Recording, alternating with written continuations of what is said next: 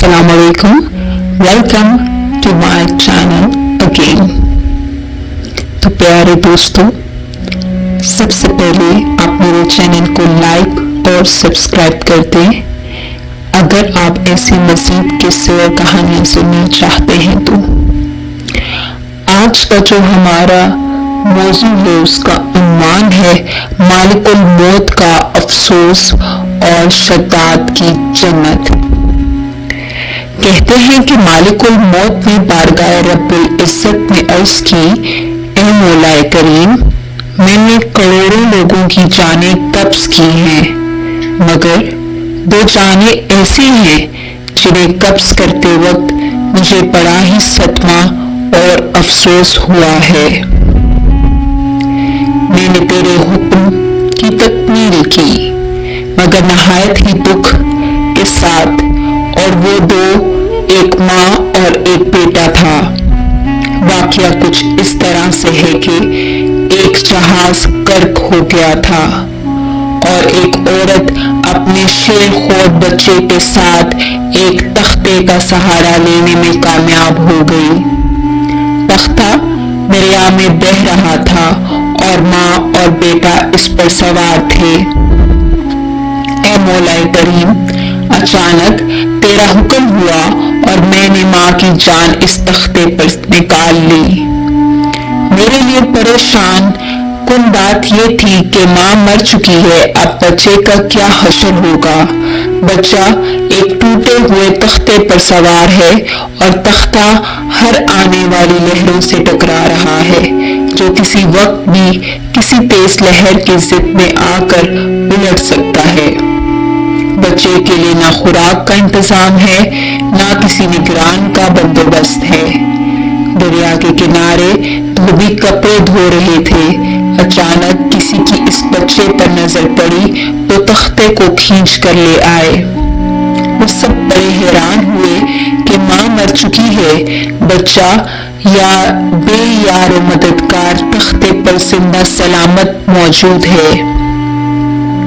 वो लोग बच्चे को अपने सरदार के पास ले गए। सरदार बेचारा बे औलाद था। सरदार खूबसूरत बच्चा देखकर इसको दिल उस पर मचल उठा और सरदार ने बच्चे को अपनी निगरानी में लेकर उसको अपना बेटा बना लिया। ये बच्चा 8-9 साल की उम्र का था कि अपने साथी बच्चों के साथ खेल रहा था। इतने में बादशाह वक्त की सवारी की आमद का शोर सुनकर सब लोगों को इधर उधर भागने में तेजी मच गई, मगर ये बच्चा सड़क पर अकेला खड़ा रहा। बादशाह की सवारी गुजर गई, इसके पीछे इसका अमला पैदल आ रहा था। इनमें से एक सिपाही को रास्ते में से सुरमे की एक पुड़िया मिली।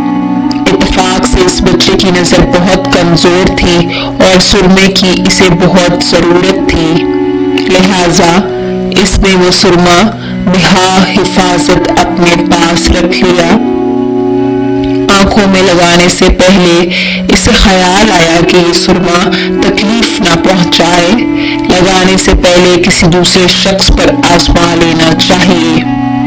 करीब ही वो बच्चा खड़ा था। इसने बच्चे पर आजमाना चाहा। बच्चे ने सुरमा अपनी आंखों में लगा लिया, मगर जो ही सुरमा इसने लगाया इसे जमीन की तह में मौजूद चीजें भी नजर आने लगी। इसने देखा कि जमीन के अंदर बहुत से खजाने पोशीदा हैं। बच्चा होशियार था।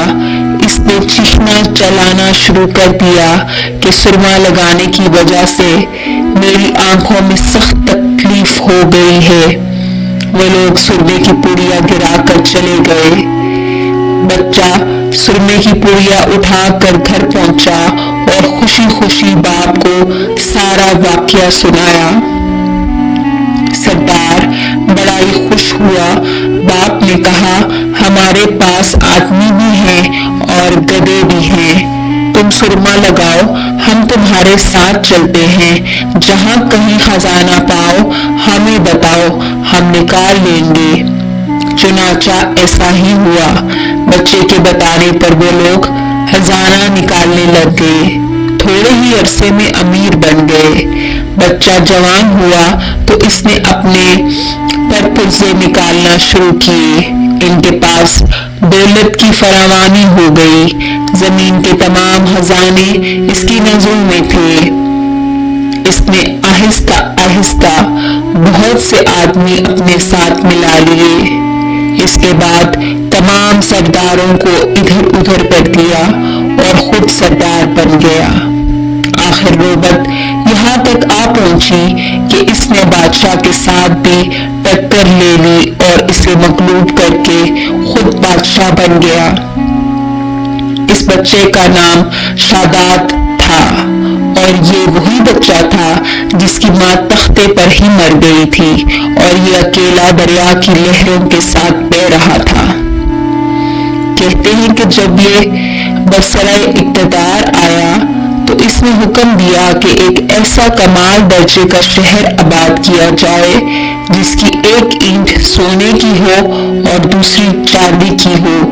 اس میں ایک عالیشان باغ ہو جس میں دنیا کی ہر چیز میسر ہو۔ جب وہ شہر ہر لحاظ سے مکمل ہو گیا تو شاداد نے ارادہ کیا کہ جا کر اس شہر کا نظارہ کیا جائے۔ چنانچہ وہ شہر کو دیکھنے نکلا۔ ابھی وہ دروازے تک ہی پہنچا تھا کہ مالک الموت کو حکم ہوا اور اس نے وہیں اس کی روح قبض کر لی۔ اس سے اتنا موقع بھی نہ دیا کہ اپنے بے مثال باغ کو ایک نظر دیکھ سکتا۔ مالک الموت نے کہا کہ اے مولا کریم، اس شخص کی روح قبض کرتے وقت بھی مجھے نہایت صدمہ پہنچا کہ وہ شخص ہر چیز کر کے اسے دیکھ بھی نہ سکا۔ اللہ تعالیٰ نے فرمایا، یہ وہی بچہ ہے جس کی ماں تختے پر مر گئی تھی اور اس پر تجھے ترس آیا تھا۔ اس بچے نے بڑے ہو کر نافرمانی کی، خدا کے حکم سے بغاوت کی اور سرکشی اختیار کر لی، مگر ہم نے اسے خود ساختہ جنت میں قدم رکھنے کی مہلت بھی نہ دی اور اسے باہر ہی ہلاک کر دیا۔ اسی جنت کے بارے میں مشہور ہے کہ وہ دنیا میں موجود ہے مگر سب کی نظروں سے اوجھل ہے۔ امیر معاویہ رضی تعالیٰ عنہ کے زمانے میں ایک صحابی رضی تعالیٰ عنہ کا اونٹ گم ہو گیا تو وہ اونٹ کی تلاش میں کہیں اس علاقے میں جا پہنچے تو اللہ تعالیٰ نے اسے وہ سب کچھ دکھلا دیا۔ وہ صحابی وہاں کی کوئی نشانی بھی ساتھ لائے تھے۔ اس صحابی نے یہ واقعہ امیر معاویہ رضی تعالیٰ عنہ کے پاس بیان کیا۔ انہوں نے اس جگہ کو کافی تلاش کرایا مگر کسی کو بھی وہ جنت نہ ملی اور اسے اللہ تعالیٰ نے ہمیشہ ہمیشہ کے لیے پوشیدہ کر دیا۔